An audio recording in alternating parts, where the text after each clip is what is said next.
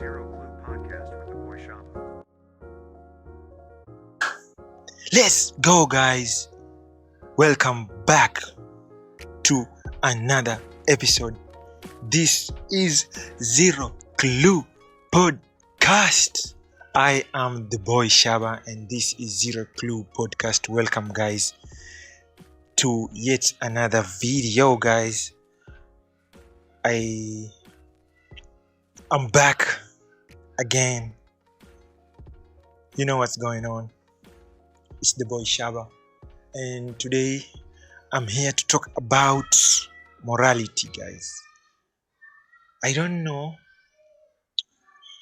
where the source of morality right now. It's kind of scattered, and no one knows anymore like where to get your morality, because in today's world so many people have different opinions, and so many people talk about a lot of things, and they get different opinions from different places. So it's not like in the previous years before our parents and our parents, the source of morality was either tradition or religion. But the world has changed so much. I would want to know, if anyone, what this is a question I would like to push out and see the response. What is the main source of human morality right now? It might be in Kenya, it might be in anywhere in the world, the biggest source of morality. So comment down and tell us what you think about it. Because right now, the world has been going through a lot, and so many people have different ways and different reference experiences and different source of morality. Some people, they listen to their parents, and some people, they don't have parents. Others have, and others do not have. So they are different people already, and you might have a sense of community that rectifies you when you are wrong. Like, you know the saying, asiyefunzwa na mamaye hufunzwa na ulimwengu. But now, in the community that we live in, everyone has his own issue. Like, you might be passing by and a gang might come for you, and no one is even bothered to say like, yo, something wrong is happening. Like, our sense of speaking up has gone. It's like, why am I getting into someone's business? And we take it in that way, and it's good not to be in people's businesses, but we have to have the sense of, when something wrong is happening, we have to say and speak up. But if we don't, a lot of things are going to come down. Like right now, the fuel prices are up, and life is getting hard for individuals. Like, the ground people, all the way up, everyone is feeling the pinch. But if you won't speak up, the threshold and the bar is going to be pushed more and more and more and more, and the burden is going to be way more heavier. So we have to speak up. And some people, I've been on Twitter, and some people are like, yo, if the economy is not is hard on you, ama the prices of fuel is high, it's just you, so you need to work hard and find the money. It's okay, it is true, if you need to work hard and find the money, but the ratio of which you are going to retain the money, you might be working and get a salary of 100,000, and that is way too low for people in this generation right now. You might be getting a salary of 100,000, but due to the high prices of fuel and high prices, if fuel is high, transportation is high. So if transportation is high, everything is going to be high, because everything relies on transportation.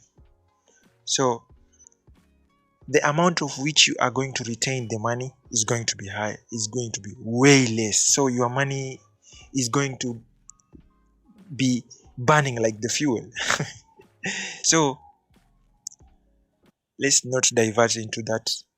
I was talking about the sense of morality. Like in today's world, we have different people, and different people have different opinions on other thing, on each thing. We have 8 billion people in the world and 8 billion agendas. Everyone has his own agenda. They are trying to push their own agenda. So as time goes by, there is this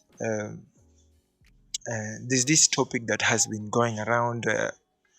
Like there's a lady, there's an interview. A lady was talking about her body count, and it was around 35. She's way old, and the way the internet went crazy after the reaction of the interviewer, Shannon Sharp. He was way too shocked to hear the body count to be 35 and counting. So in some sense, the lady was making some sense, but I think there is a way that the society is being harsh on women, but it is okay because they are of way more value than men. I don't know if you understand. Like there are these sayings like you have a house, if you have a wife, it's going to be a home. But in one way, it might be harsh, and in another way, it might not be harsh because things have changed.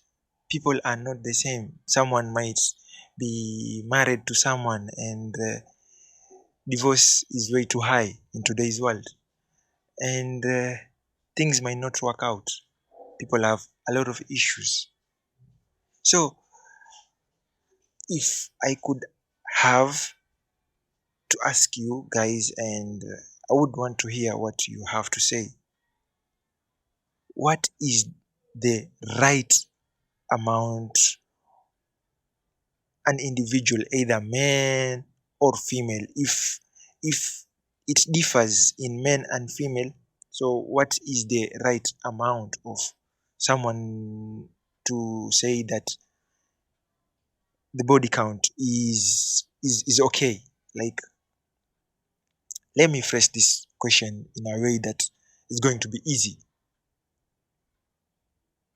What is the right body count for someone to have so that you can engage, or you can be with them? The right amount of body count, because we are different. I have a friend, and it is funny, like their body count is way past, it's like double their age. They are 19 right now, but their body count is way past 40, and they have never been married, they have never been engaged, they have never been in any sort of long time term relationship. So that is why I had to come up and talk about this issue. Like we have different moralities. Like in the past years, being a virgin was a virtue and was taken of high value, and it made your parents proud when you got married and you are still a virgin. But in today's world, things have changed, and I'm not saying that there are no virgins, there are virgins, but the amount of people that are going outside and experiencing things and trying things is way too high, and at the rate of which they are doing it is way too high. And if you say is it's wrong, they are going to take it, and they're going to say that it's not wrong. They have a right to have experience and try new things, but at the same time, it's their body that they are keeping at risk. You know, I think a year ago, there's this study of how the number of HIV people that are infected. It's way too funny. It's not funny, but the numbers of the Gen Zs 18, 19, 20, 21, 22, 23, 24, 25, around that area, it's where it's way too high. So this shows that these things do happen, and the sense of morality is the key reason, because these are people, they, if you do not have a pivot point that you are going to take as reference, be it religious or be it tradition, be it your elders, be it political, you will not have a sense of direction. That is why so many things are scattered, and they used to be a way in which if you had any individuals or young men, was it was way too, it was not it was it took time for young men to have sex, and when someone was old, after not that old, like 15, 18, they get married. But today's world, it's way different. Someone might be 45, is not even married, but you are not saying he is 45, but it's not that they are not married because of they are not having partners. They are going to have multiple partners, and multiple partners. That is a man. And a woman, the same thing. Today's world, we have social media now. The biggest source of morality in today's world, social media. This, I cannot say how much of an influence social media has been in today's world. People see social media as a way of life, as a source of behavior, as a source of income, as a source of, it is the life today. If I would like to ask a question like, at what rate